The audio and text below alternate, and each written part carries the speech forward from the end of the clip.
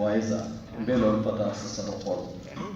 یو بل ځای کې بابا وایي څه به یې د زلفو د بڼو درته کیسه کړم، څه به یې د زلفو د بڼو درته کیسه کړم، بس خو لنډه دا ده چې به ساه ورته اوږده کړم.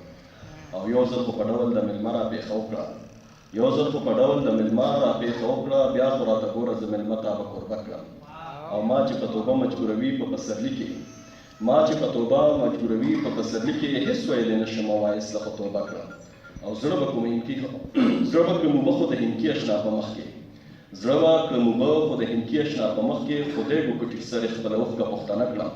او ستا د برندو سترګو یو علاج خو هغه دا دی، پنډه به په تا د پښتنو اوښکو جرګه کړم.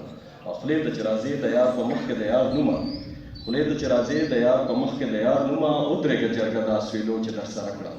او راز مې د هستۍ د یار له سترګو دې زده کړې، راز مې د هستۍ د یار له سترګو دې زده کړې، راز د هغه سترګو زه هم لا د چا نه زده کړم. زموږ کور استاد محترم صاحب احمد علي عاجز صاحب ته خواست دی چې هغې راشي د بابا حوالې سره پروګرام حوالې سره خپل تاثرات وړاندې کړي. احمد علي عاجز صاحب.